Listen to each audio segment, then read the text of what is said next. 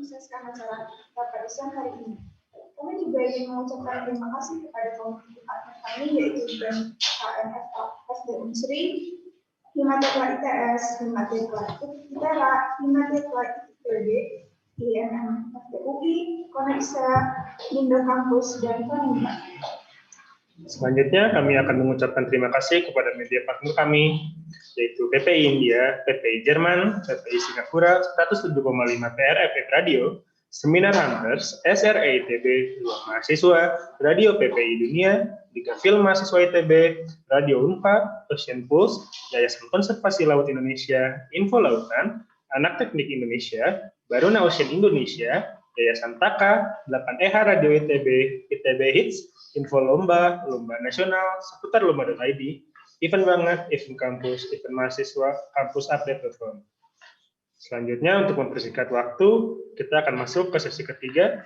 Sesi ketiga ini akan berjudul The Future of Renewable Ocean Energy, yang akan dibawakan oleh Mas Munawir Bintang Pratama sebagai moderator. Mas Bintang ini merupakan lulusan Teknik Kelautan ITB pada tahun 2017. Lalu dia juga melanjutkan studinya di School of Engineering di University of Edinburgh pada tahun 2019. Dia juga pernah melakukan penelitian dan menjadi asisten pengajar di Institut Teknologi Bandung.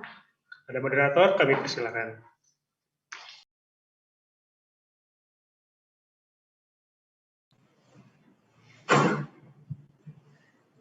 Oke, selamat siang teman-teman dan partisipan semua serta speaker untuk sesi kita siang ini. Pada sesi kali ini atau sesi ke-7 kita akan berbicara seputar energi terbarukan dari laut. Jadi dalam seminar ini kita akan ditemani oleh dua pembicara dan saya akan membantu untuk meng-guide teman-teman dalam proses diskusi dan seminar hari ini. Secara garis besar, materi yang akan disampaikan adalah tentang energi laut, tentang statusnya saat ini, keuntungannya di masa depan, serta bagaimana kesiapan, serta pengembangan teknologi dari sains dan teknologi ini. Saat ini kita telah ditemani oleh dua pembicara, yaitu yang pertama adalah Pak Ahmad Mulis Firdaus. Saya biasa panggilnya Pak Ahmad. Saat ini beliau adalah Doctor of Philosophy student di bidang Marine Renewable Energy, Department Engineering Science, University of Oxford. Beliau fokus di bidang studi pemodalan dan energi laut terbarukan, dan selain itu beliau adalah pengajar di program studi Teknik Kelautan Institut Teknologi Bandung.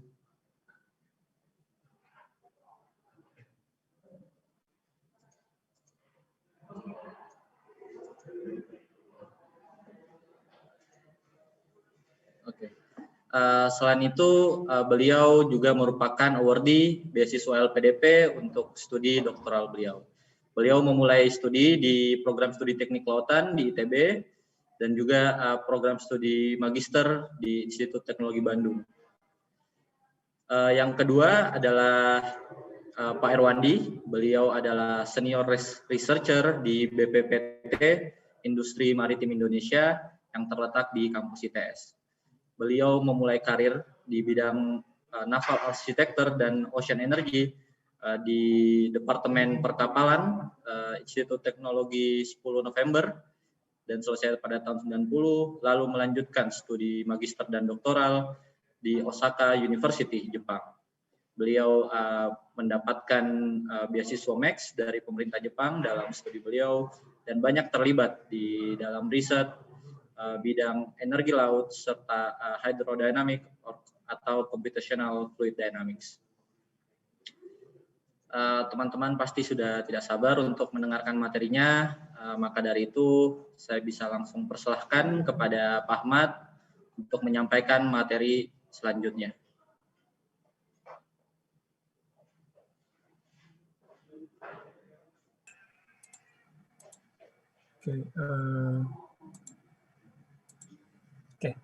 Assalamualaikum warahmatullahi wabarakatuh.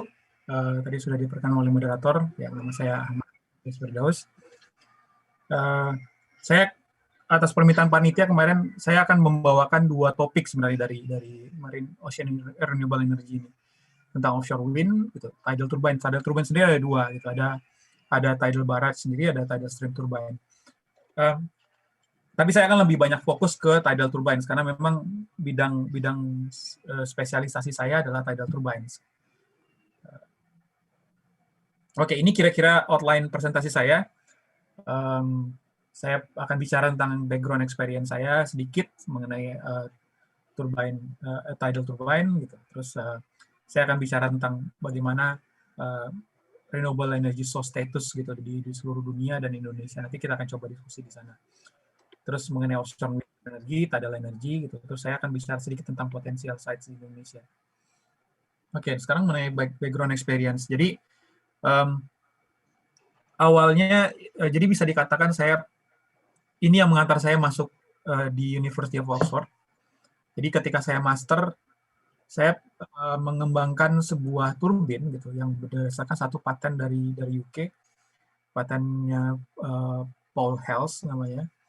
Lalu paten itu desain turbin itu saya ubah, gitu, saya modifikasi sehingga dia punya drag lebih besar gitu. Jadi memang turbin ini bekerja berdasarkan drag. Jadi turbin itu kemudian dilirik oleh Kementerian Kelautan dan Perikanan, oleh Balitbang KP.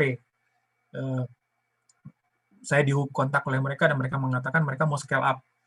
Mereka mau kembangkan turbin itu untuk di skala prototipe. Jadi ini udah di skala prototipe. Kalau kalian lihat bagaimana turbin itu dikembangkan ketika saya masih mahasiswa, itu masih sederhana sekali karena semuanya masih pakai peralatan yang sangat murah gitu. Terus itu semuanya hanya berdasarkan aluminium yang kita bentuk gitu sedemikian rupa sehingga dia sedikit mengikuti airfoil gitu. Terus ketika kita uji dia potensial.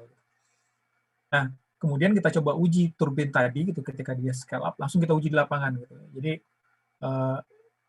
diuji ini kalau kalian tahu ini di Jakarta, di Kapuk Naga Indah di PLTU gitu, PLTU exhaust channelnya PLTU gitu. Ini turbin yang tadi dilihat sebelumnya. Terus ternyata karena itu daerahnya memang bukan daerah yang terjaga ya. Jadi permasalahan utama adalah di sana banyak sekali sampah gitu. Jadi turbin ini hancur gitu dalam waktu 1 bulan. Tapi karena setelah kita cek itu ternyata karena ada kasur yang nyangkut di turbinnya. Jadi ya terus lalu kita ke KKP juga di tahun berikutnya KKP menganggarkan dana yang cukup lebih besar lagi gitu. Sehingga nanti ini Pak Irwandi mungkin bisa cerita banyak gitu karena kita kerjasama dengan labnya Pak Irwandi di BPPT. Terus kita uji di towing tank gitu supaya kita dapat lingkungan yang lebih terkontrol gitu untuk bisa tahu bagaimana efisiensi turbin. Tapi cuma ini udah terus terang udah di lab ketika udah masuk di LHI ini di Lab Hidroenergika ini udah agak jauh dari desain yang awal saya gitu sehingga saya nggak bisa cerita banyak juga bagaimana efisiensi dan lain sebagainya. Saya punya datanya, cuman saya tidak bisa bandingkan lagi dengan desain awal tadi. Gitu. Terus next, ya ini turbinnya gitu. Jadi kalau kalian lihat mungkin ini, nanti saya pikir tadi nggak bisa jalan. Oke, jadi ini turbin yang kita uji di lab tadi. Terus kita bergerak lagi, kita coba install di lapangan. Gitu. Nah, lokasi yang kita pilih adalah lokasi jembatan Suramadu. Jadi ini yang jembatan ini bukan daerah yang potensial sebenarnya. Tapi oke lah untuk awal gitu karena kita belum tahu kekuatan turbinnya seperti apa. Jadi mungkin lokasi yang cukup ideal gitu untuk menguji apakah turbin ini masih bisa bergerak di arus dengan kecepatan rendah. Tapi ya ini penelitian ini dilakukan ketika saya akan berangkat ke Oxford. Jadi saya tidak punya akses lagi ya saya belum dapat lah laporan terakhirnya seperti apa gitu. Tapi mungkin Pak Irwandi bisa cerita soal pengujian ini. Oke, ini saya akan cerita mengenai bagaimana status pada saat ini mengenai energi source. Seperti yang kita ketahui kalau di Inggris, gitu, di Eropa pada umumnya, sumber energi terbesar mereka pada saat ini adalah dari wind. Ini kalau kalian lihat ini ada Electric Insight, gitu. ini. Jadi dia menyediakan dashboard untuk untuk kita bisa melihat sumber energi tiap tahun gitu, yang pada saat real time ya. Jadi ini bisa lihat nih. Ini kita bisa lihat sampai ini sebenarnya kita bisa lihat yang pada saat ini berapa besar energi yang dihasilkan oleh setiap sumber energi. Jadi bisa dilihat ini ada gas berapa persen, gas wind dan gas itu masih yang paling besar lah. Nah, banyak saat-saat tertentu gitu, di mana karena wind itu kan intermittent. Saat-saat tertentu bisa dilihat di sini wind itu sekitar 41% gitu, sementara gas turbine itu cuma menghasilkan sekitar 20% gitu, 19,5% di sini. Nah, ini kondisi di Eropa gitu. Kondisi di Eropa mereka sudah menghasilkan energi dari wind. Selain itu, selain wind, mereka juga ada energi dari energi surya, fotovoltaik. Tapi pertanyaan kita adalah seberapa besar sebenarnya energi surya sumber source energi surya yang ada di Indonesia. Kalau kita lihat sebenarnya di TI gitu, dari Denmark ini, gitu, mereka menyediakan ini Global Solar Atlas namanya. Jadi ini kalian bisa lihat gitu, seluruh dunia kita bisa lihat berapa sih besaran energi di seluruh, termasuk di Indonesia ya. Jadi ini kalau dilihat di sini nih, seluruh dunia akan seperti ini nih. Nah, kita tuh nggak terlalu besar sebenarnya solar panel kita gitu. Cuman memang ada beberapa daerah yang sebenarnya potensial. Nah, ini korelasinya adalah pada daerah terbukanya gitu. Jadi kita meskipun kita di daerah tropis yang mataharinya bersinar 12 jam sehari gitu. Tapi masalahnya kan kita banyak sekali awan di atas gitu yang membuat si operasi fotovoltaik itu tidak cukup efisien. Ada beberapa daerah yang sebenarnya bisa potensial tapi ya nggak terlalu besar. Nah, saya lanjut lagi nah, bagaimana dengan wind? Nah, ini juga sama. Jadi ada Global Wind Atlas gitu. Saya sengaja ada lokasinya. Nah, kalau saya klik di sini gitu. Jadi kalau kalian ini Global Wind Atlas tuh kita juga nggak terlalu sayangnya kita juga nggak terlalu besar gitu sebenarnya. Nah, ini kita bandingkan nih, lihat Australia itu merah semua. Merah itu berarti potensinya tinggi gitu. Bandingkan dengan Eropa gitu. Eropa itu semuanya merah gitu di sini. Nah, sementara Indonesia gitu, ada yang daerah yang potensial tapi nggak besar gitu. Wilayah itu bukan mencakup keseluruhan perairan Indonesia atau seluruh daratan Indonesia gitu. Kita punya daerah-daerah yang kira-kira akan potensial gitu. Ini daerah yang ini juga sama nih, daerah offshore kita juga lumayan di sini gitu. Terus di selatan kalau di daerah Jawa Barat gitu. Artinya memang ini cukup potensial di masa depan gitu.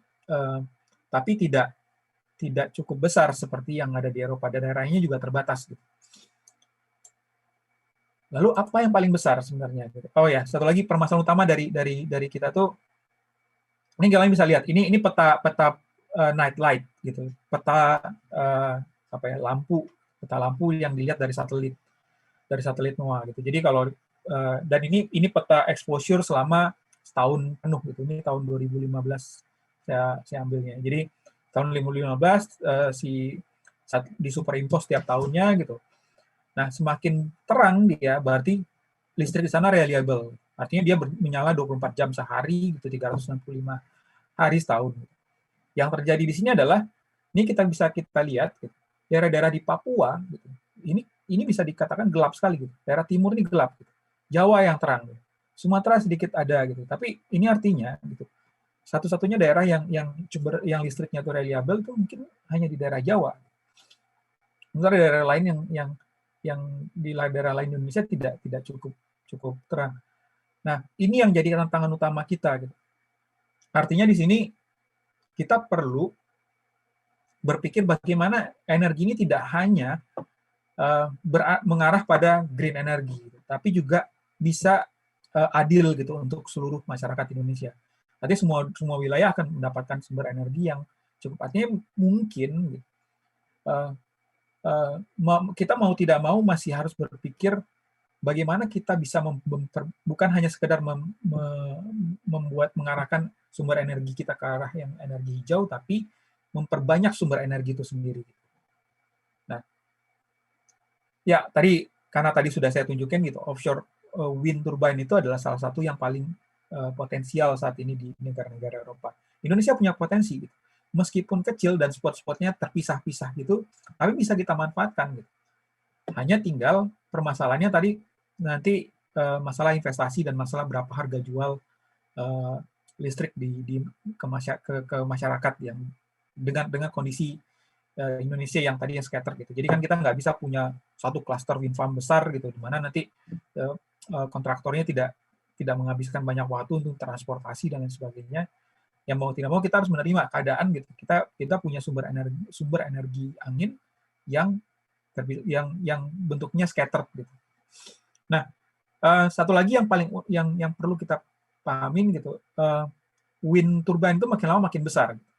Alasannya kenapa diarahkan semuanya makin jauh dari darat itu, karena kalau buat orang Eropa mereka cukup terganggu kalau mereka ada di pinggir pantai dan lihat di horizonnya laut mereka itu ada seperti ini. Gitu. Mereka maunya ini nggak kelihatan lagi. Gitu. Untuk membuat ini tidak kelihatan kan harus makin jauh turbinnya. Nah, ukurannya makin besar, lihat nih. Ukuran yang saat ini, yang dari 2015 itu, udah hampir sama tingginya dengan Menara Eiffel. Nah, rata-rata turbin yang ini gitu. Jadi ini besar sekali gitu manufacturingnya. Nah, satu lagi yang paling yang perlu kita catat di sini adalah karena diarahkan semakin lama semakin jauh dari pantai, tidak mungkin lagi kita menggunakan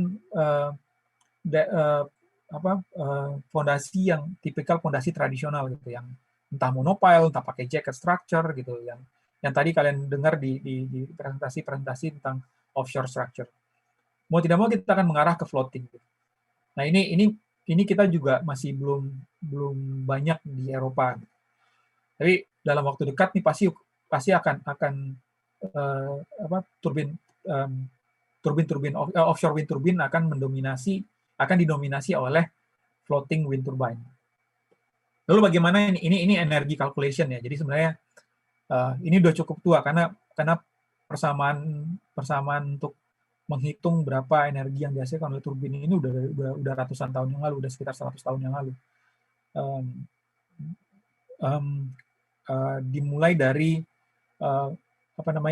dimulai dari ketika kita menggunakan kapal dengan propeller gitu yang bermesin. Ini tinggal ditransformasi aja menjadi wind turbine gitu. Jadi sangat sederhana sekali gitu bentuknya. Nah, hitungannya itu dalam hitungan wind turbine kita mengenal ada batas yang disebut dengan Lanchester Batts limit gitu. Jadi di mana angin itu tidak bisa diekstrak lebih besar lagi dari Lanchester Batts limit. Jadi CP ini adalah coefficient power coefficient, artinya power coefficient yang bisa dibentuk yang bisa kita ekstrak dari kinetic force dari stream angin tadi. Nah, batasan ini yang jadi semacam angka patokan bagi banyak pengembang wind turbine. Mereka akan usahakan gitu sedekat mungkin mereka dengan Batts limit. Nah, permasalahan lagi tadi kenapa selain karena masalah visual pollution gitu, kenapa wind turbine itu lebih mengarah pada instalasi di laut gitu. Karena di laut nggak banyak obstruction gitu. Semakin dia jauh dari laut, bisa kalian lihat. Ini kalau kotak-kotak ini gitu yang kita lihat di sini adalah asumsinya ini adalah gedung-gedung gitu, gedung-gedung yang di perkotaan, di perumahan atau dimanapun. Gitu. Dia semakin jauh gitu. Dia bukan hanya gedung ya. Drag coefficient-nya makin kecil kan gitu. Kalau di laut gitu. Sehingga energi yang bisa diekstrak gitu dari wind yang ada di offshore itu jauh lebih besar daripada wind yang ada di darat. Oke, nah berikutnya ke tidal energy.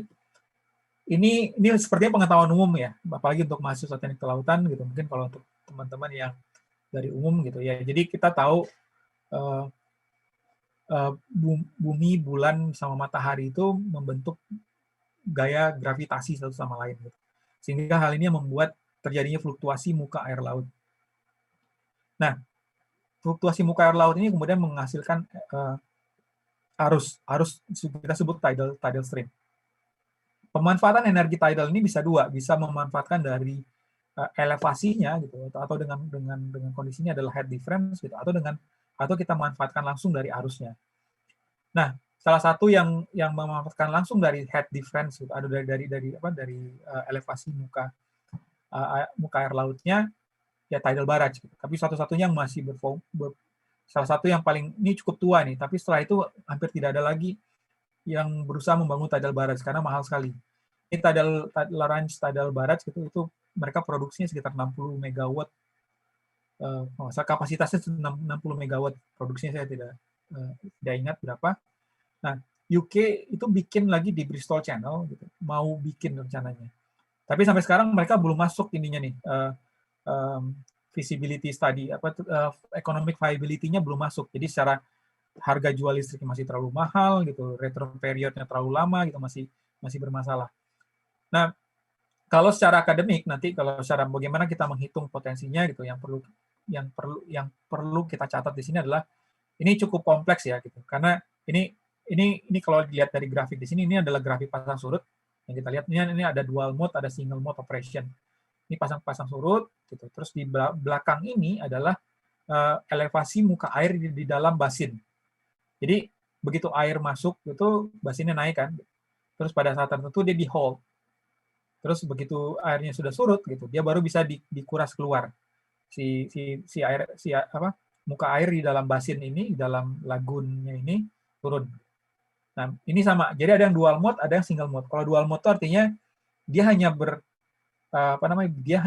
hanya dia operasikan ketika dia pada saat tertentu, entah pada saat pasang ataupun pada saat surut gitu. Kalau di range itu masih single mode gitu. Jadi ketika dia pasang gitu, turbinnya beroperasi gitu untuk memasukkan air ke sini. Tapi begitu dia surut gitu, ini cuma dikasih flushing aja keluar. Jadi tidak dimanfaatkan ketika dia surut. Nah, pola operasi sekarang adalah dia dual mode gitu, yang dimanfaatkan pasang dan surutnya. Nah, lalu bagaimana dengan tidal stream gitu? Jadi tadi itu adalah dari elevasi muka airnya. Kalau tidal stream gitu, ini memanfaatkan langsung dari arus gitu. Cuma yang perlu kita pahami adalah karena dia arus pasang surut gitu, dia arahnya bolak-balik gitu, atau bidirectional kepada dua arah yang berlawanan. Ya, tergantung posisi channelnya, posisi selatnya, atau posisi headlandnya. Nah, sementara konsep tidal stream turbine sendiri itu masih bervariasi gitu. Artinya kita masih belum converge pada satu desain tertentu. Nanti saya cerita gitu, kenapa ada yang mengembangkan cross flow gitu, ada yang mengembangkan axial flow gitu. Dua-duanya punya kelebihan dan kekurangan masing-masing. Nah, yang ini tipikal yang cross flow itu maksudnya dia arah aksisnya tegak lurus terhadap arah arusnya. Sementara axial flow arah aksisnya gitu, arah sumbu turbinnya sejajar dengan arah arusnya. Nah, ada juga yang transfer seperti ini yang Oxford tuh mengembangkan dua jenis turbin. Turbin yang axial flow dan turbin yang ini bisa dikategorikan sebagai cross flow karena dia aksisnya sebenarnya tegak lurus terhadap terhadap arah arus, hanya dibikin tidur aja ini bentuknya. Atau bentuk-bentuk lain yang seperti ini tidal sail gitu. Ada banyak bentuk lah, kalau kalian googling itu pasti kalian menemukan banyak sekali bentuk-bentuk yang dikembangkan. Ini salah satu turbin yang tadi yang saya ceritakan di awal gitu. Ini termasuk cross flow. Nah, lalu bagaimana dengan turbin yang komersial gitu. Turbin komersial semuanya mengikuti wind turbine karena wind turbine semuanya udah fix, hampir semua developer itu udah yang dikembangkan adalah yang tipe axial flow gitu. Arah sumbunya sejajar dengan arah arus. Nah, sepertinya tidal turbine juga mengarah ke sana gitu. Yang kita lihat nih dari beberapa manufaktur besar gitu. Ini ada yang Tokardo, Simek Atlantis, Sabela, Hammerfest gitu. Itu semuanya menggunakan, ada lagi satu lagi Shuttle gitu yang buatan Jerman. Itu juga menggunakan tipe axial flow. Tapi kalau kalian lihat gitu bentuk blade-nya, jumlah blade-nya itu masih bervariasi gitu. Jadi artinya masih banyak ruang nih. Kita masih belum tahu seperti apa bentuk yang paling efisien gitu, seperti apa bentuk yang paling menguntungkan nanti kalau diinstal. Ya ini tadi shuttle gitu, yang bentuknya lebih kecil gitu. Ada orbital yang menggunakan floating platform gitu bentuknya. Nah ini yang turbin-turbin yang ada di pasar yang udah dikomersialkan gitu. Jadi mereka udah jual gitu. Nah bagian-bagian turbin yang utama itu ini saya ambil contohnya yang punyanya Hammerfest ya, punyanya Andes Hydro. Ya turbin itu bisa kita bagi. Jadi ini ada blades, yang kedua ini blades, ini nacelle. Nacelle itu di situ ada generatornya, ada substructure-nya, sama ballast wedge atau foundation di sini gitu. Nah biasanya ini saat ini gitu, ini sekitar 18% dari cost total seluruh seluruh perangkat. Ini sekitar ini cukup kecil gitu karena nacelle ini adalah generator kan, generator itu udah cukup mapan lah teknologinya, udah diproduksi massal juga gitu, udah banyak yang murah gitu. Yang paling mahal itu adalah substructure gitu. Substructure ini sama dengan wind turbine gitu. Bagaimana kita bisa membangun substructure yang sangat murah? Ini sangat bergantung pada trust. Nanti saya tunjukkan kenapa ini sebagian manufacturer itu menggunakan axial flow.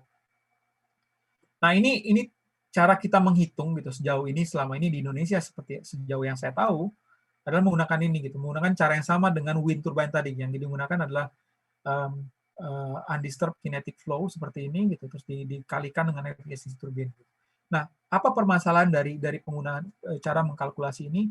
Kita meneglect, kita mengabaikan interaksi antara si turbin tadi dengan arus gitu. Karena padahal pada kenyataannya ketika kita install turbine di dalam sebuah pada sebuah arusnya akan berubah gitu, akan terjadi bypass flow di sini gitu. Nanti kalau nanti dia di sebuah channel ada diversion flow di channel sebelahnya. Nanti kita lihat di bagaimana aplikasinya. Nah tadi ini sama persis dengan hitungan di wind turbine gitu, bentuknya seperti ini gitu. Nah alasan kenapa axial flow di wind turbine itu lebih banyak dikembangkan gitu adalah karena kemampuannya pada turbin axial flow kita bisa feather pitch gitu sebutannya. Jadi si blades ini bisa kita ubah sedemikian rupa sehingga alpha 2 gitu. Alpha Q itu kita rubah. Alpha Q itu adalah diukur dari kecepatan arus gitu di belakang turbine gitu. Pas di belakang turbine sekali. Nah, perubahan alpha Q ini akan mengubah besaran power dan thrust gitu. Jadi ada thrust dan power. Ini dua-duanya penting. Power itu adalah power yang dihasilkan. Thrust itu adalah gaya yang diterima oleh turbin, yang dihasilkan oleh turbine, oleh si propeller turbine ini terhadap struktur yang diteruskan.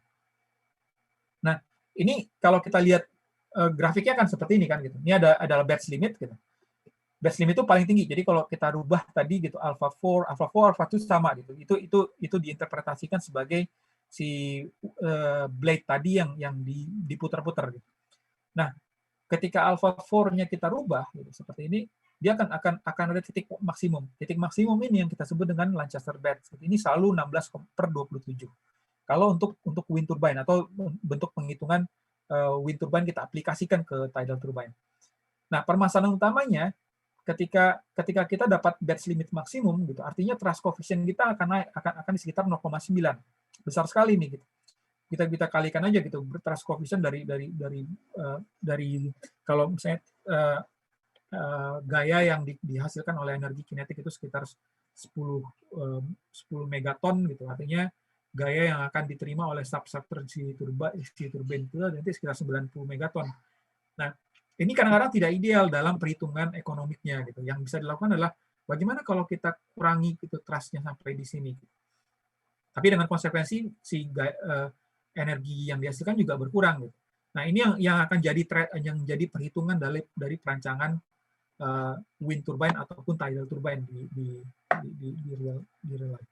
Nah, ini salah satu lagi yang jadi catatan penting adalah penggunaan tadi gitu, perhitungan tadi pakai undisturbed kinetic flow itu sudah ditunjukkan oleh Garrett and Camin tahun 2005, itu tidak bisa gitu. Karena dia tunjukkan secara matematis ya gitu. Permasalahannya ketika kita di dalam channel flow seperti ini gitu, dan dianggap turbin itu menghasilkan gaya drag, gaya gesek gitu, atau resistance force terhadap flow-nya. Nah, ini dia akan berinteraksi terhadap phase difference gitu, terhadap si fluktuasi tidal channel-nya. Nah, sehingga penggunaan langsung seperti itu tidak akan membuat kita underestimate atau overestimate dari energi yang akan dihasilkan oleh turbin pasang surut, turbin arus pasang surut. Lalu Gerten Kamin lagi gitu meneruskan gitu untuk menunjukkan gitu, yang paling utama dari dari tidal turbine itu adalah blockage ratio. Blockage ratio itu adalah luasan swept area terhadap luasan channel turbine. Jadi kalau ini ya terhadap luasan channel turbine. Ini sepertinya saya ada kelongkap. Nanti mungkin balik lagi. Ya, nah ini dia sih. Swept area yang di sini gitu terhadap luasan dari channel tadi gitu. Semakin besar blockage ratio-nya. Jadi tadi kan alpha Q ini sangat bergantung sama blockage ratio. Semakin besar blockage ratio-nya, semakin besar power yang dihasilkan, tapi juga dengan konsekuensi thrust-nya akan makin besar. Nah, saya balik lagi ke sini. Nah, ini bisa dilihat nih, batch limit itu cuma 16/27 gitu, tapi dengan blockage ratio yang lebih besar gitu tadi, kita bisa akan menghasilkan energi yang sangat besar sekali gitu. Lalu ini Holsby et al. Tahun 2008 gitu. Holsby ini kebetulan supervisor saya di Oxford. Beliau mengembangkan gitu. Sebenarnya lebih besar lagi gitu kalau kita perhitungkan surface deformation gitu. Jadi surface deformation itu berdasarkan float number gitu. Jadi ketika turbin itu diinstal, ini dari samping ya gitu, kita lihat ini turbin gitu. Ketika ada arus gitu, turbin itu akan terjadi konstruksi di muka airnya gitu. Jadi di sini kondisi ini akan menghasilkan gitu energi yang lebih besar lagi. Jadi bisa dilihat pada float number yang besar gitu. Jadi sangat bergantung pada kondisi channelnya. Nah, situasi ini menunjukkan ke kita gitu, tidal turbine seharusnya bisa menghasilkan energi yang lebih besar daripada wind turbine. Gitu. Nah, tapi permasalahan utama lainnya kan, nah tadi ini kenapa saya cerita lagi, kenapa axial flow lebih kan kalau kita lihat dari kondisi seperti ini gitu. Ini cross flow, ini axial flow. Axial flow itu blockage ratio-nya tidak akan bisa besar gitu karena dia bentuk swept area-nya lingkaran kan gitu. Bentuk lingkaran. Sementara yang paling bisa besar itu adalah turbine yang cross flow gitu. Karena swept area-nya kotak gitu. Kalau kita dekatkan gitu semakin karena dia kotak gitu blockage ratio-nya bisa dibuat besar. Kalau yang axial flow, permasalahan utamanya adalah kita akan sulit membuat dia bisa mengisi seluruh ruang gitu yang ada di cross section channel ini tadi gitu karena bentuk lingkarannya. Kalau dia ini kan kita bisa buat dia dempet-dempet disusun 3 gitu, ke kanannya dipenuhkan gitu. Kita akan bisa dapatkan swept area yang besar sehingga blockage ratio yang besar. Nah, tapi permasalahannya dari turbin tadi gitu adalah thrust coefficient yang kita hindari sebesar mungkin. Nah, ada 2 pendekatan gitu. Bisa gunakan power capping atau thrust capping. Kalau power capping itu yang jadi concern adalah operasi generatornya. Jadi generatornya misalnya kita beli generator 1 megawatt, artinya itu adalah batasan gitu 1 megawatt. 1 megawatt itu adalah batasan maksimum yang bisa dihasilkan oleh turbin. Nah, tapi permasalahan dari thrust capping gitu. Ini kalau dari power capping gitu. Ini energi yang dihasilkan ini energi tanpa capping ya. Energi yang akan dihasilkan gitu. Ini kita potong di sini gitu. Tapi nanti thrust-nya itu akan seperti ini nih bentuknya. Hitungan thrust kita thrust itu adalah gaya tadi. Nah, atau kita gunakan thrust capping gitu. Yang kita batasi adalah gaya yang bekerja pada turbinnya. Gaya yang dihasilkan oleh turbin gitu, yang diteruskan di struktur. Nah, ini tapi memang dengan konsekuensi si powernya akan turun. Gitu. Jadi ini tanpa capping sama sekali gitu. Yang ini adalah dengan capping. Nah ini hanya bisa dilakukan di axial flow sejauh ini ya, karena yang feather blade itu bisa dilakukan oleh axial flow. Agak sulit saya membayangkan itu bisa dilakukan oleh cross flow turbine. Jadi ini kayak semacam semacam trade off. Kita mau bisa mengendalikan mengendalikan trust-nya gitu, atau kita ingin mendapatkan power sebesar-besarnya dengan konsekuensi strukturnya harus sangat kuat sekali gitu. Nah, dalam perhitungan sisi keekonomian kita akan menggunakan namanya capacity factor gitu. Contoh sederhananya energi-energi konvensional, nuklir dan lainnya itu bekerja di capacity factor sekitar 70%. Gitu. Kalau kita lihat dari wind itu hanya beroperasi di capacity factor 0,2 sampai 0,4. Artinya ada dari hanya 20% gitu turbin itu beroperasi di kapasitas maksimumnya. Lainnya itu dia hanya beroperasi di bawah kapasitas maksimumnya. Nah, kalau kita semakin tinggi capacity factor semakin baik dia. Tapi konsekuensinya turbin power maksimumnya akan makin kecil juga gitu. Kalau kita gunakan power capping untuk mengejar capacity factor yang sangat tinggi. Oke. Nah, ini isu lainnya adalah karena isu lain dari seperti yang saya ceritakan tadi gitu. Isu lain dari tidal turbine adalah diversion di other channel gitu. Jadi misalnya sederhana ini kasus Pentelanford itu di UK gitu. Kalau kalian di Scotland di utara Scotland gitu. Ini ujung Scotland ya. Nah, ini salah satu daerah yang potensial di UK gitu, yang banyak sekali ingin masang turbin di sini sekarang. Nah, permasalahannya gini, kalau kita pasang turbin di sini, gitu, nah kemungkinannya harusnya akan diverted ke daerah di atasnya ini. Nah, apa konsekuensi dari diversion channel? Adalah kita sebut dengan side-side interaction. Jadi di mana ketika dia dikoperasikan bersamaan, dia akan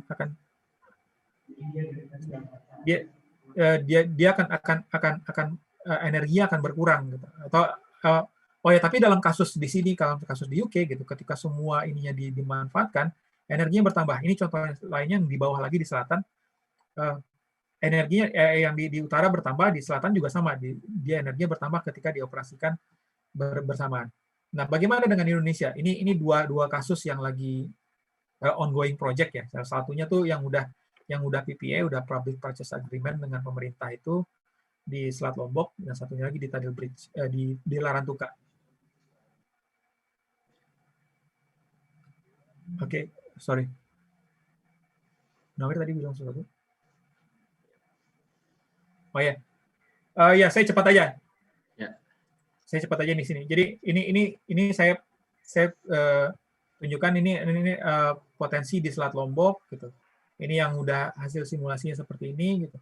Nah, apa yang unik di Indonesia adalah ketika semua selat ini dimanfaatkan secara bersamaan gitu, energinya malah turun gitu. Di sini nih. Agak berbeda dengan yang kita lihat tadi di Inggris gitu. Ketika dimanfaatkan secara bersamaan, energinya naik. Gitu. Nah, apa masalahnya di sini gitu? Kalau ini diberikan pada developer yang berbeda gitu, persaingannya jadi tidak sehat gitu. Yang dilakukan oleh ketika seseorang udah dapat konsesi di sini misalnya, dia akan berusaha menghalangi pengembangan di sini gitu. Karena begitu ini dibangun, daerah sini akan kehilangan berapa persen dari energinya. Gitu.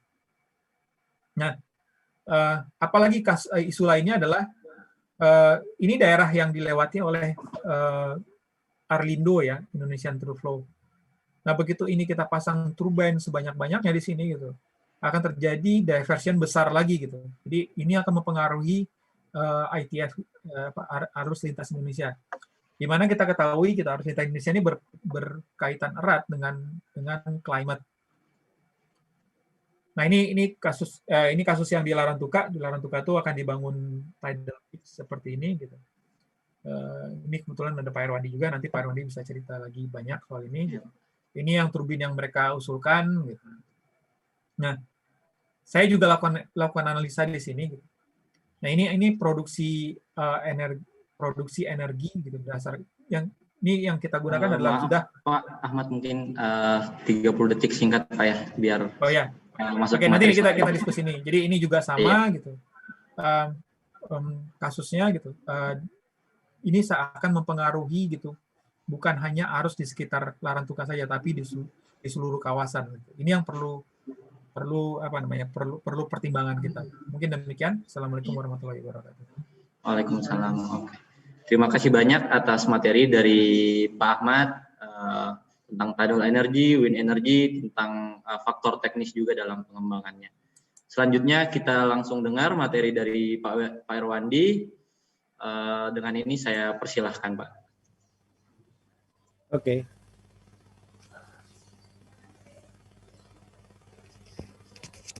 Halo, bisa didengar suara saya? Bisa, Pak. Oke. Terima kasih Pak Munawir. Ya, untuk kesempatan ini saya akan membawakan presentasi ya dengan judul pengembangan teknologi konversi energi arus laut dan atau gelombang. Jadi dari penelitian kita pembangkit listrik energi arus laut cross flow yang tadi disebutkan Pak Ahmad tadi yang tipe vertikal aksis itu kalau dimodifikasi bisa digunakan untuk pembangkit listrik energi gelombang. Saya Irwandi dari BPT ya, dari Pusat Teknologi Rekayasa Industri Maritim. Terima kasih. Ini outline presentasi saya. Ada pendahuluan, kemudian desain teknologi konversi energi arus laut ya tahun 2005 sampai 2016. Ini saya akan cerita pengalaman saya terutama dalam pendesainan turbin arus laut. Kemudian ada desain teknologi konversi energi arus laut dan gelombang. Dan terakhir penutup. Nah, ini yang tadi disebutkan Pak Ahmad tadi mungkin apa yang bedakan antara arus dan gelombang ini bisa dilihat di sini. Ini apa arus laut Selat Mulu ya. Jadi arus lautnya ini seperti ini ya. Di kapalnya menentang arus. Nah ini kalau yang Larantuka yang tadi disebutkan Pak Ahmad itu seperti ini. Saya akan jelasin aja. Nah ini ada kapal layar. Tapi kapal layar ini tidak berlayar tapi hanyut. Nah ini namanya arus laut. Ya, ini. Nah, aliran arus laut karena pasangan surut atau arus sungai menyimpan energi hidrokinetik. Nah, kemudian dapat dikonversi menjadi daya listrik ya. Yang tadi disebutkan oleh Pak Ahmad rumusnya adalah seperti ini. Nah, besarnya daya listrik bergantung pada densitas fluida, rho ini ya, penampang aliran dan kecepatan aliran. Terus kalau untuk konversinya itu ada faktor efisiensi. Potensi arus laut Indonesia yang paling besar itu yang dari Lautan Hindia. Ini saya ambil dari bukunya Kantain Clason ya. Itu tidal tadi yang disebutkan kalau Pak Ahmad ada tentang pasang surut itu terutama dari tidal constituent M2 ya. M2 itu paling besar masuk dari Lautan Hindia. Ya ini dari Hatayama. Nah, yang menarik adalah data dari sumber Reetol ini. Reetol ini bukan data numerik tetapi data satelit ya. Satelit Topex Poseidon ya sebelum digantikan oleh satelit Jason. Dia mengumpulkan 10 tahun data anomali muka air laut ya. Dari data anomali muka air laut itu dapat disusun kecepatan arus laut dari Samudra Hindia yang masuk ke selat-selat di Nusa Tenggara Barat, Nusa Tenggara Timur, Selat Ombe dan ini. Nah, ini cukup besar.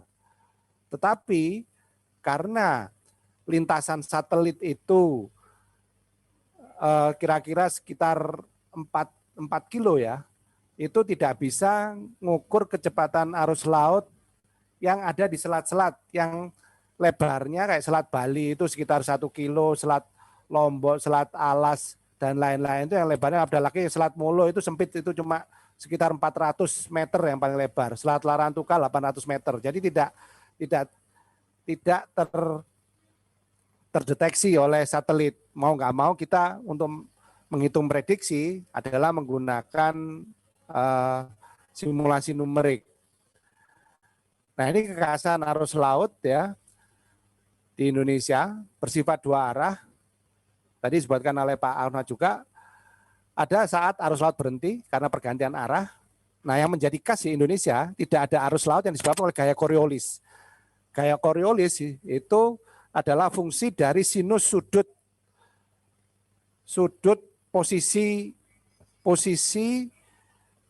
posisi kedudukan kita di bumi.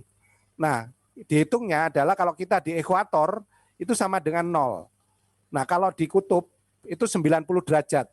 Nah, fungsi sinus kalau 0 derajat, sinus 0 derajat yang mendekati 0. Kalau sinus 90 derajat itu 1. Makanya negara-negara high latitude ya, negara yang di belahan bumi utara atau bumi selatan yang jauh dari ekuator, itu arus laut ataupun angin itu akan semakin kuat. Tadi Pak Ahmad nyebutkan peta angin ya, semakin ke utara semakin merah, yaitu karena adanya gaya Coriolis. Nah, di luar itu kecepatan arus laut bergantung pada bentuk topografi selat. Ini contoh ya, kita bandingkan nih, kalau Selat Alas itu pada saat dia berganti arah, itu kecepatan arusnya mendekati 0.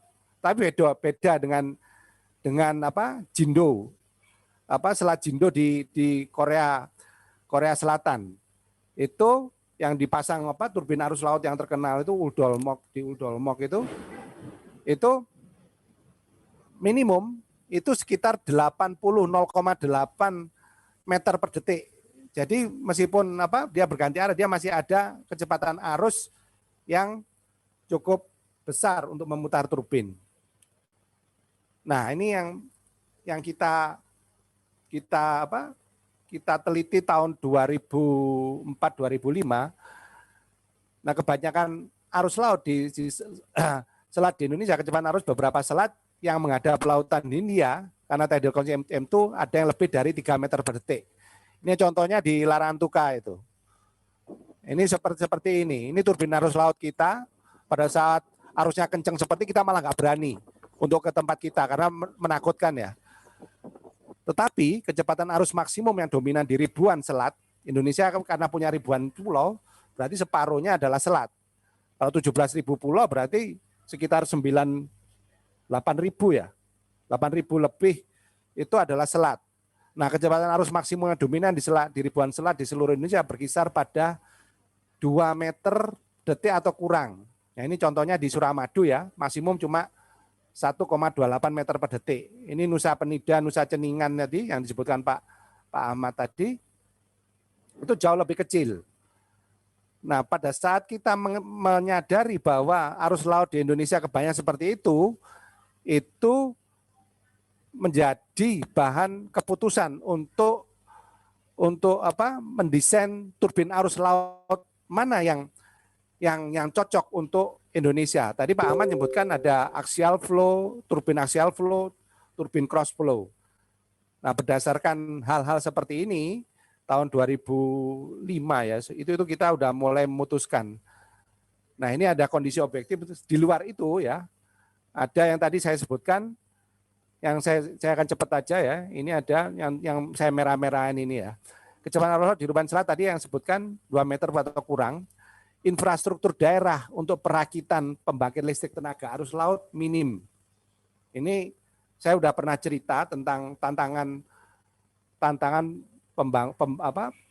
pemasangan instalasi pembangkit listrik tenaga arus laut waktu juga kuliah di Prodi Teknik Lautan ITB tentang kegagalan proyek UNIDO ya yang di Selat Alas. Itu masalahnya karena tidak memikirkan infrastruktur daerah untuk perakitan PLTAL ini yang minim. Hanya karena tidak ada crane di Lombok sana. Yang crane-nya dengan kapasitas sekitar 50 ton, itu tidak ada. Harus cari di Benoa, tidak ada, cari di Lembar, tidak ada, carinya di Surabaya. Sewanya per hari 180 juta, ya udah lupakan, mahal sekali. Nah ini saya sebutkan fasilitas pendukung, crane, bird, minim atau tidak ada. Industri pendukung kebanyakan ada di Jawa. Ya kayak kita lihat jembatan Holtecam itu kan dibangun di PT PAL, baru dibawa ke Papua ya. Di luar itu ya ada macam-macam standarisasi, sertifikasi, perizinan, dan lain-lain.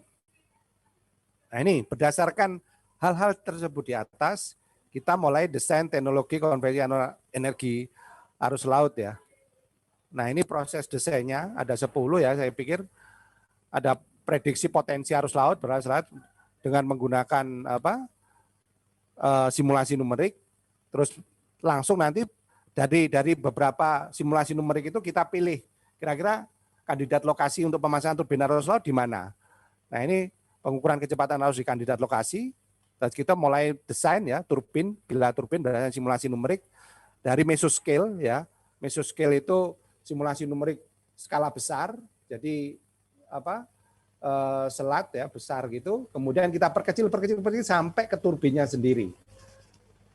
Nah kemudian dari desain turbin itu kita lakukan uji hidrodinamika, terus kemudian desain prototipe turbin dan lain-lain ya, sistem Cremona, menghubungkan floater, macam-macam ini jadi ininya. Kemudian di sistem transmisi mekanik, sistem kelistrikan, manufaktur turbin ini, kemudian perencanaan mobilisasi ke lokasi. Ini penting. Banyak hal-hal yang karena kita hidup di Jawa ya, kita memikirkan apa yang mungkin terjadi di Jawa, tapi begitu dibawa ke waktu itu kita coba pasang di Larantuka, itu kita nggak bisa berpikir dan harus berpikir seperti orang di Larantuka. Hal ini membuat penambahan ongkos, penambahan biaya dan macam-macam.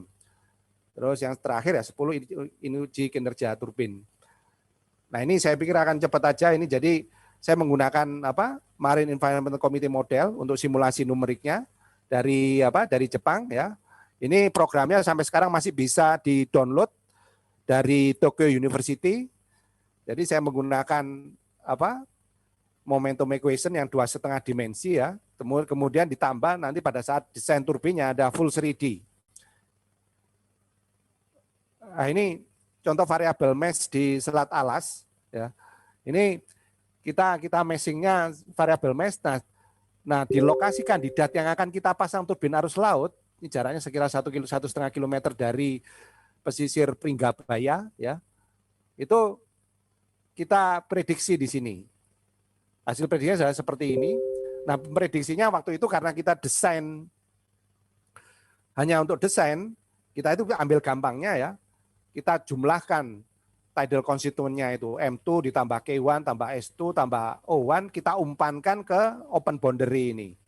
Hasilnya adalah kecepatan arusnya itu 2,32 meter per detik di sini yang paling maksimum, terus kemudian ke selatannya 1,22 ini.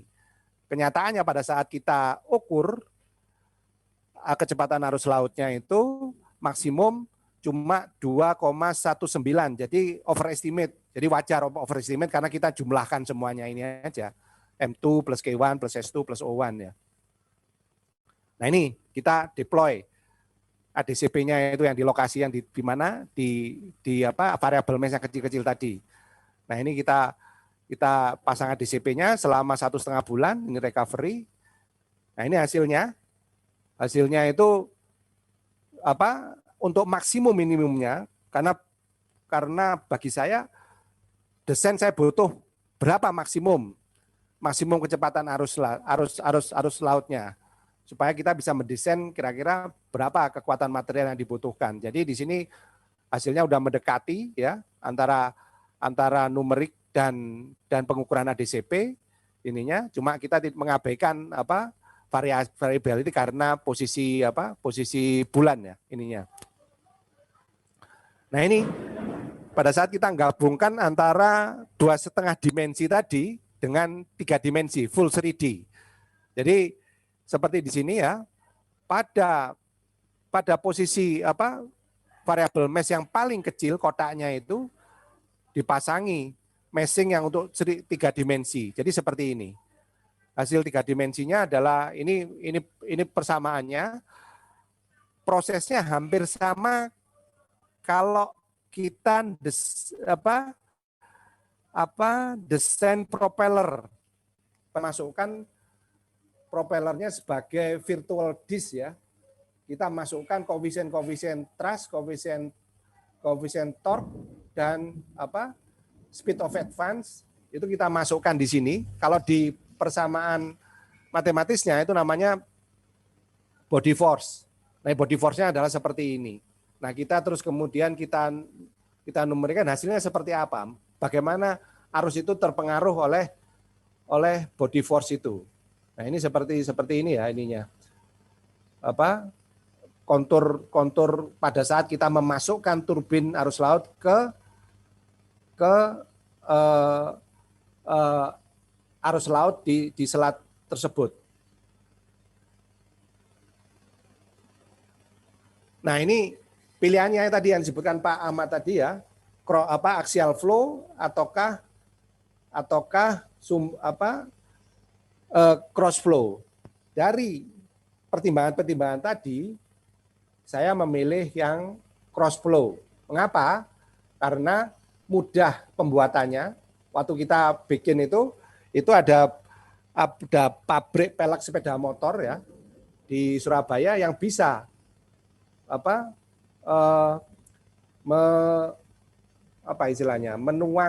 menuang aluminium cair menjadi bentuk bilah turbin seperti ini. Nah, berbeda dengan yang cross flow itu generatornya dibenamkan semua di dalam air, tetapi yang axial flow itu generatornya dibenamkan semua di dalam air, tetapi yang sumbu vertikal, yang cross flow ini generatornya, sistem pengereman, terus sistem pendinginan, sistem mekanisnya bisa ditaruh di atas air.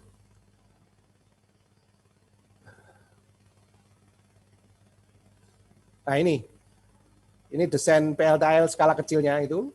Jadi yang saya highlight itu yang dipilih yang turbin sumbu vertikal, yang tadi, yang cross flow tadi. Kemudian penentuan dimensi turbin yang optimum dari sisi kecepatan arus laut, cutting speed, tipe generator, kesediaan ininya itu didasarkan pada perhitungan berapa turbinnya. Dari penelaahan kita, kalau dipasang di Indonesia Timur, itu yang paling mungkin itu cuma 10 sampai 20 kilowatt. Nggak bisa kita masuk tiba-tiba 1 megawatt. Kalau 1 megawatt nanti kejadiannya persis seperti turbinnya Unido itu, nggak ada crane, nggak ada bird, nggak ada fasilitas pendukung, malah nggak bisa dipasang.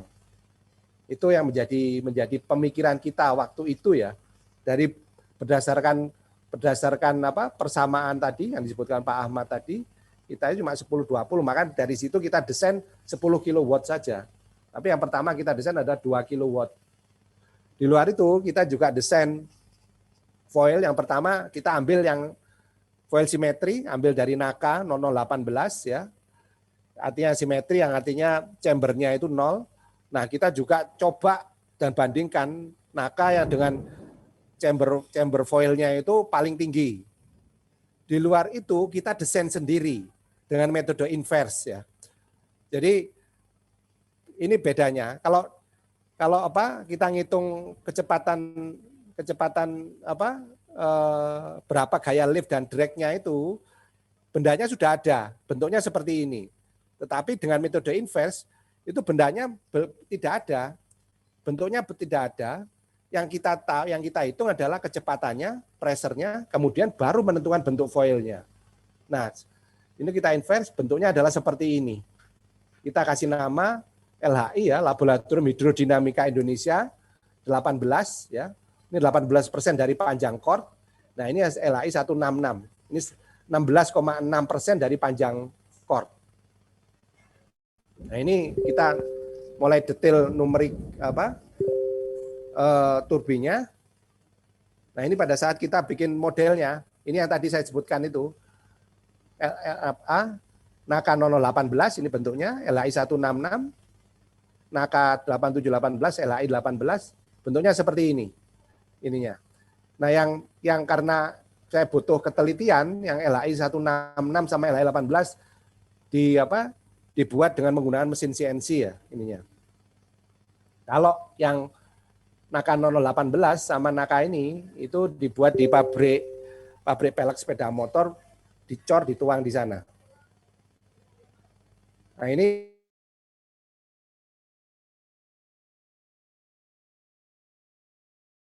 engsel yang memegang bilah turbin itu berapa persen dari leading edge.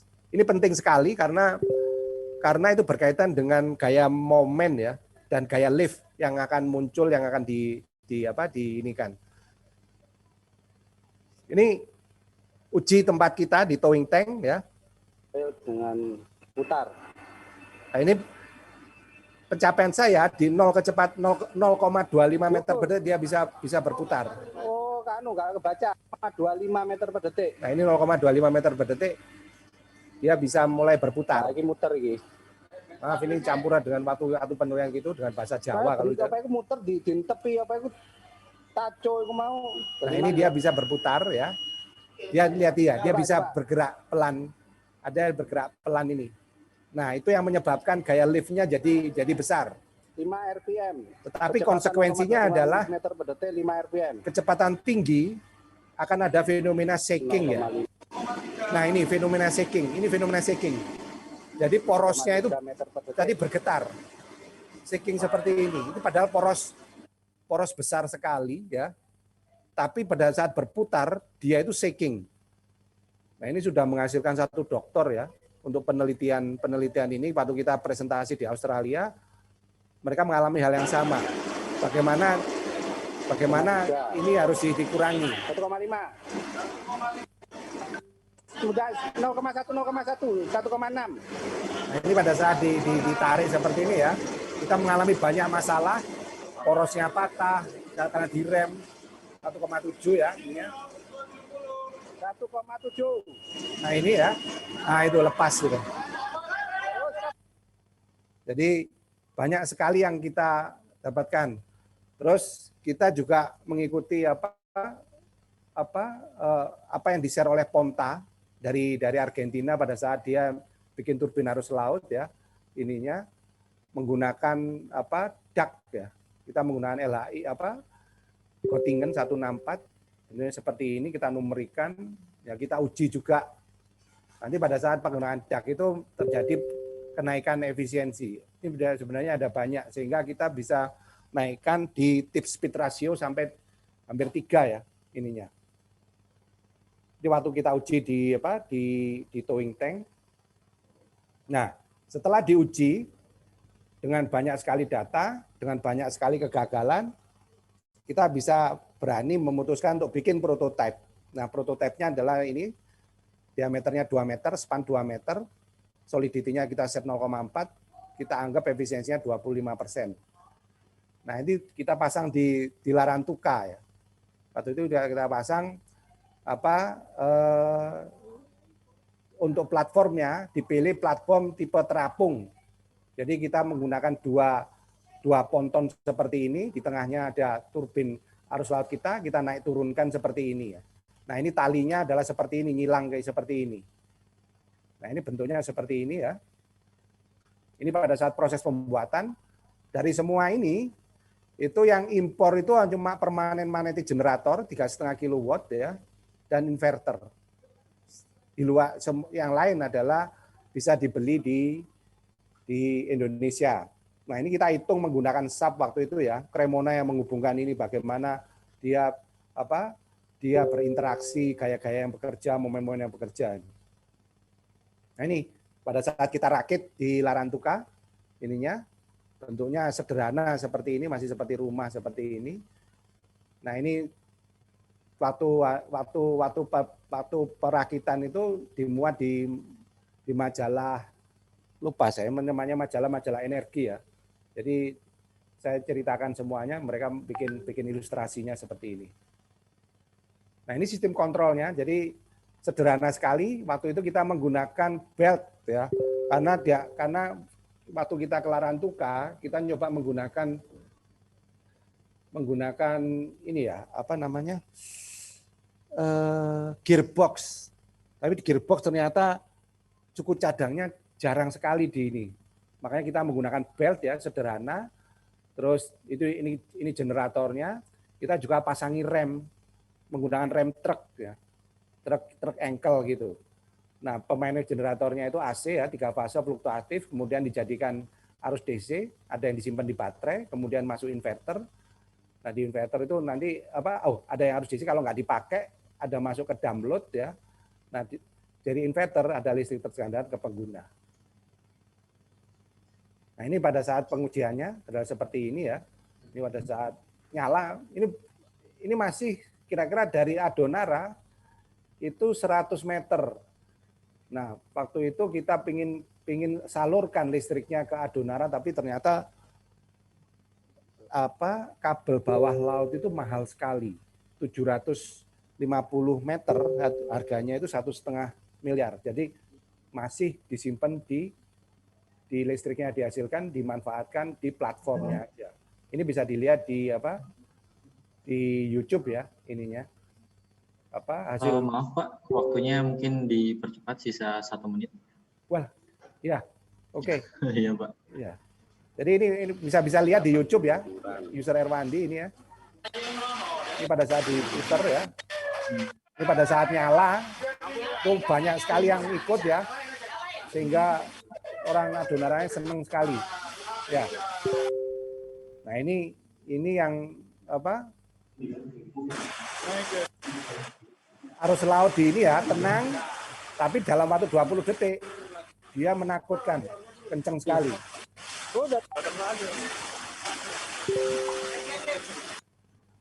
Kita mengalami banyak kegagalan, armnya patah, terus radialnya patah, ini diganti semua.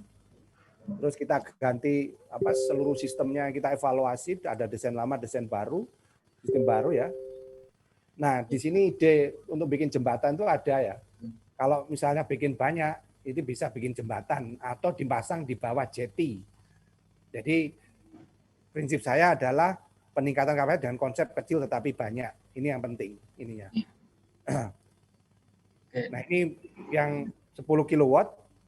Nah, itu karena masih hanyut-hanyut dipasang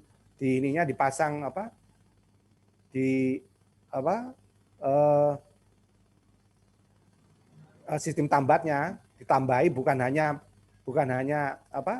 jangkar tetapi beton-beton seperti ini. Ini bisa dilihat di YouTube ya. Maaf Pak, mungkin nanti bisa dilanjut di sesi tanya jawab Pak. Oke, ini jadi yang gelombang ya, yang tadi disebutkan Pak Ahmad tadi ininya. Yang gelombang saya cuma tunjukkan sebentar aja ya. Ini kita modifikasi, kita miringkan seperti ini. Hasilnya bisa berputar dengan gelombang. Ini yang pada saat dipasang di pantai ya. Pemasangan lebih dalam. Ini patentnya baru dapat tahun 2018 kemarin. Nah, ini saya tawarkan kepada adik mahasiswa. Kalau ada yang mau, ini saya berikan gratis ya ininya. Karena kemarin ada yang mau pasang ternyata agak jadi. Jadi barangnya ada di kantor. Waktu itu mau dipasang di bawah jembatan Suramadu, tapi tidak boleh karena waktu itu ditempelkan kan kita ngebor kaki jembatan ya, itu tidak boleh sama Badan Pengelola Wilayah Suramadu, jadi nggak bisa jadi dipasang prototipenya. Ini bacaan ininya bisa dicari di Kompas. Ini yang lain ya, pemokusan gelombang, jadi main-main di ini ya. Ini naga listrik. Kita udah nguji. Ini yang floating wind turbine tadi yang disebut di Pak Ahmad seperti ini. Ini yang Gorlov. Ini yang tempatnya Pak Asyum Samrisa. Kita juga nguji jembatan perenang untuk desain baju renang rendah hambatan. Kira-kira seperti itu. Terima kasih banyak Pak. Terima kasih banyak Pak. Mungkin waktunya. Pemaparannya. Ya. Selanjutnya kita masuk ke sesi tanya jawab. Jadi sekarang list pertanyaannya sudah diberikan lewat. Oke. Jadi pertanyaan pertama yaitu hal apa yang paling sering menghambat kinerja offshore wind dan tidal energy. Nah, mungkin dari Pak Ahmad atau Pak Erwandi silahkan memberikan pendapat atau pencerahan mengenai pertanyaan pertama. Mungkin dari Pak Erwandi dulu mengenai topik offshore wind dan tidal energy. Iya, mungkin kalau offshore wind itu yang paling menghambat ya tetap aja masalah investasi, karena kerja di laut itu prinsipnya selalu kalau di laut itu padat risiko istilahnya. Artinya risk density, jadi risikonya besar. Karena risikonya besar butuh teknologi yang tinggi. Karena teknologinya mesti tinggi, jadi mahal. Itu antara wind dan tidal hampir sama itu. Itu yang yang menjadi kendala ya. Terus di luar itu adalah banyak sekali karena tadi risikonya besar, maka standar-standar yang harus dipenuhi itu banyak sekali. Tapi masalahnya untuk offshore wind mungkin standarnya sudah mulai terbentuk ya. Jadi ada namanya kan siapapun yang mendesain teknologi konversi angin yang di laut itu pasti akan berhadapan dengan biro klasifikasi kayak Germanischer Lloyd Register yang dari Inggris, terus kemudian American Bureau of Shipping, kalau di Indonesia biro klasifikasi Indonesia. Mereka yang akan ngecek desain yang akan dibuat. Nah, desain yang dibuat itu harus di-approve supaya nanti akan dapat sertifikasi. Nah, sertifikasi digunakan untuk misalnya garansi atau yang lain ya, garansi atau asuransi. Nah, kalau tidal energy ini berkembang, tapi mungkin Pak Ahmad nanti bisa nambahkan. Pada saat pengembangan European Marine Energy Center di Petland, di Orkney, di Scotland sana, mereka juga mulai membuat standar-standar itu. Tapi apakah sudah fix atau belum? Nah, itu yang belum ini. Di Indonesia sama sekali tidak ada itu ininya. Nah, itu yang besar dipasang dulu yang mau pasang di mana di Nusa Penida Ceningan gitu, 1 megawatt. Itu kalau ada apa-apa, siapa yang bertanggung jawab ininya? Kalau ada kegagalan terus ngangkatnya seperti apa? Nah itu belum jelas waktu itu. Itu kira-kira jawaban saya. Semoga bisa. Iya. Terima kasih Pak Erwandi. Mungkin Pak Ahmad bisa memberikan saran. Ya, ini kalau kinerja yang dimaksud dengan masalah ya kalau kinerja yang dimaksud adalah masalah teknis gitu. Paling besar sekarang itu adalah masalah kegagalan struktur. Jadi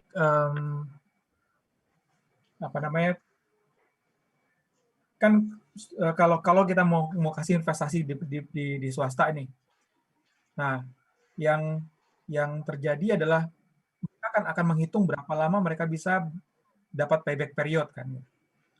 Nah payback period ini sangat bergantung pada serviceability dari teknologi mereka gitu. Nah yang saat ini terjadi, sorry ini kok sepertinya saya dengarnya echo ya. Kedengaran Pak? Kedengaran ya. Ya. Jadi dalam konteks ini si pihak developer itu akan menghitung gitu berapa lama turbin mereka bisa survive di lapangan. Nah, kalau tadi gitu seperti yang Pak Erwandi tunjukkan gitu dari pengujian kita sendiri pun gitu kita bisa lihat gitu, banyak sekali turbin ini yang gagal gitu. Nah itu juga yang terjadi di UK gitu. Jadi yang udah skala komersial itu banyak permasalahan utama mereka harus jual listriknya sangat mahal gitu karena serviceability dari listrik yang dihasilkan oleh tidal itu nggak lama gitu sampai turbinnya harus direcovery. Nah saat ini ada beberapa turbin yang masih beroperasi gitu, tapi itu tidak bisa compete dengan harga jual energi yang dihasilkan oleh wind gitu. Ini kan masalahnya ada di marketnya juga gitu pada akhirnya. Apalagi di Indonesia gitu. Indonesia itu dibatasi oleh BPP. BPP itu namanya biaya pokok pembangkitan. Nah, itu kan diatur ada Capman-nya yang mengatur biaya pokok pembangkitan. Itu nggak akan pernah bisa masuk gitu dengan renewable energy. Bahkan dengan wind pun kita nggak akan bisa gitu. Apalagi kita harus bersaing dengan sumber energi yang energi fosil nih, batu bara dan lain itu yang disubsidi gitu. Jadi bisa dibayangkan gitu beratnya renewable energy untuk diaplikasikan di Indonesia. Tapi jadi dilema juga gitu. Kalau ini di BPP dinaikkan gitu, yang akan jadi beban rakyat kan. Nah masyarakat harus bayar iuran listrik yang lebih besar gitu daripada yang harus mereka bayar sekarang. Nah, artinya serba salah gitu. Saya tidak yakin ada politisi yang cukup berani ngambil keputusan yang tidak populis seperti ini. Gitu. Menaikkan harga listrik gitu dengan tujuan supaya energi terbarukan bisa masuk gitu. Artinya yang bisa kita lakukan sekarang ya udah tunggu sampai kita udah nggak bisa lagi gitu mencari sumber energi fosil yang bisa kita subsidi gitu. Mungkin begitu. Iya, siap. Terima kasih jawaban dari Pak Ahmad dan Pak Irwandi. Nggak kerasa ternyata sisa waktu untuk sesi tanya jawab 5 menit. Jadi mungkin untuk pertanyaan kedua tentang tipe pasang surut, apakah berpengaruh terhadap produktivitas? Masing-masing mungkin dijawab singkat Pak Ahmad dan Pak Irwandi, mungkin sekitar 2 menit. Mungkin silahkan Pak Ahmad dulu. Ya, ini sepertinya saya bisa jawab seluruhnya sekaligus ya. Jadi tadi kalau masalah tipe pasang surut, ya dari penelitian saya sangat berpengaruh terhadap apa? Terhadap capacity factor. Nah, dari penelitian saya itu Indonesia kebanyakan ada di mix diurnal gitu, di mana K1 dan O1 tadi Pak Irwandi juga sudah singgung ada M2, S2. Jadi kalau Eropa itu semuanya kuatnya di M2 dan S2 gitu. Sementara di Indonesia gitu karena lokasi geografis kita dan lain sebagainya, kita punya K1 dan O1 yang juga lebih kuat. Jadi kalau di Fromsdal number, kita tuh termasuk mix diurnal. Nah, masalahnya apa gitu? Adanya K1 dan O1 itu mengakibatkan capacity factor kita sedikit lebih rendah dibanding dengan yang ada di semi diurnal. Nah, terus ini konteksnya dengan capex tadi gitu. Saya tidak, tadi saya sudah jelaskan juga soal capex di Indonesia kita terbentur dengan aturan BPP tadi gitu, biaya pokok pembangkit gitu. Biaya pokok pembangkitan yang mana juga panjang sekali nih masalahnya masalah harga jual listrik di Indonesia, bagaimana penerimaan masyarakat ketika harga jual listrik di Indonesia dinaikkan gitu. Ini yang jadi halangan. Ini contoh sederhananya. Harga biaya pokok pembangkit untuk turbin paling rendah itu ada di sekitar 200 sampai 250 pound sterling per megawatt hour. Oke, biaya Indonesia itu kalau kita konversikan itu sekitar 200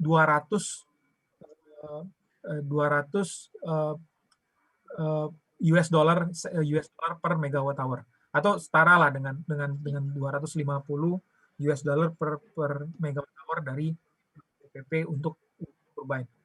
Nah, kalau mereka harus compete gitu, harus berusaha menjual energi listrik dengan 200 megawatt, itu maksimum ya gitu. Kalau Jawa sendiri itu cuma 60 US dollar per megawatt. Kalau kalian lihat aturan Menteri Capman 2019 kemarin tuh Jawa, Bali gitu tuh sekitar 60 US dollar per megawatt hour. Sementara gitu, wind itu sendiri yang paling murah gitu, itu sekitar 200 sampai 250.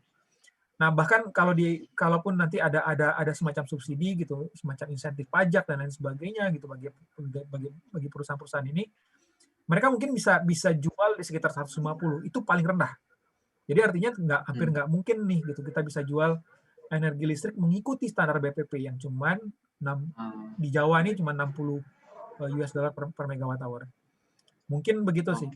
Ini sekaligus saya menjawab yang masalah halangan pihak investasi pihak swasta tadi. Siap, baik Pak. Mungkin selanjutnya Pak Erwandi bisa menanggapi yang pertanyaan tentang tipe pasang surut dan perbandingan biaya. Mungkin bentar Pak, 1-2 menit, habis itu ada diambil alih oleh host dari panitia. Oke, saya pikir jelas ya. Kalau tadi disebutkan Pak Ahmad, tipe-tipe pasang surut, kalau yang tadi saya sebutkan M2 ya, yang dominan kalau terutama dari Lautan Hindia itu M2, yang artinya pasang surutnya itu M2 dan K1, tapi pasang diurnal itu pasang surutnya dalam satu hari itu 2 kali. Tapi ada yang besar, ada yang kecil. Nah, variasi itu yang membuat kinerja turbin capacity factor itu nanti berbeda. Artinya 12 jam pertama dalam satu hari disebabkan oleh tipe pasang surut. Kalau yang lainnya tadi sudah dijawab oleh Pak Ahmad ya dengan baik ini ya. Di luar itu adalah saya pikir itu aja dulu. Ya. Terima kasih. Iya. Siap, baik. Terima kasih banyak Pak Erwandi dan Pak Ahmad. Sebagai kesimpulan sudah disampaikan tentang status teknologi khususnya untuk energi di laut, khususnya bagian energi pasang surut oleh Pak Erwandi dan Pak Ahmad, dan ada beberapa tantangan nih buat forefront researcher seperti Pak Erwandi dan Pak Ahmad, dan buat rekayasawan dan saintis muda seperti kita. Semoga kita selanjutnya bisa berkontribusi dan bantu menjawab knowledge gap dari bidang ini. Selanjutnya saya teruskan ke host untuk sesi selanjutnya. Terima kasih banyak kepada Pak Ahmad Muklis dan Pak Erwandi yang telah menyampaikan materinya pada sesi kali ini. Tak lupa terima kasih juga kepada Pak Nalur Tumpang yang telah memoderatori dan memimpin sesi. Selanjutnya kita akan melaksanakan foto bersama dengan pembicara. Boleh mengambil alih.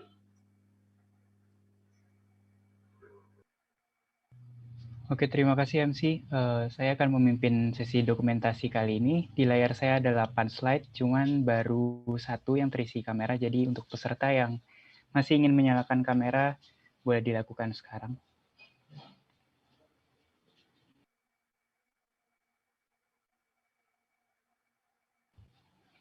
Mungkin saya tunggu kurang lebih 1 menit lagi.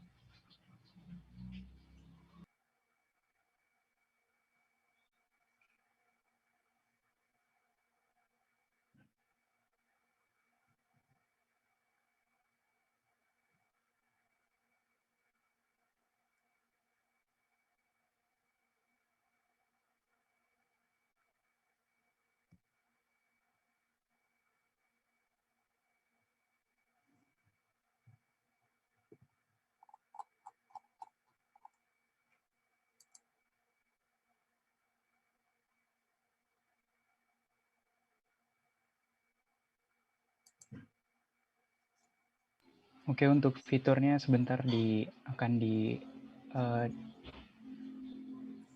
di-enable bentar lagi.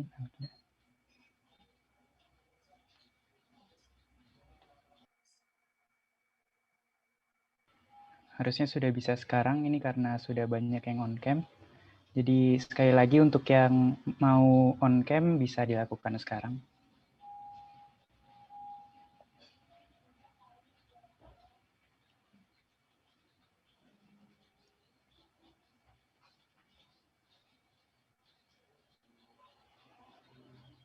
Oke, saya ambil untuk slide pertama. 3, 2, 1.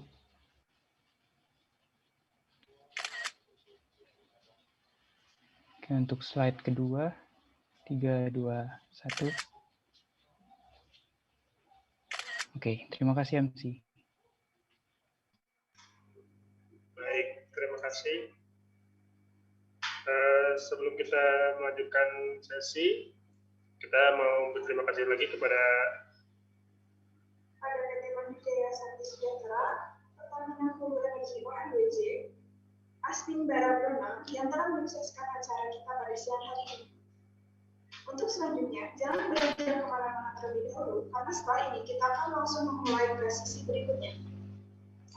Sebelumnya, para peserta dimohon untuk mengisi link feedback yang sudah ada di kolom chat agar bisa mendapatkan sertifikat dan memenangkan door prize untuk hari ini.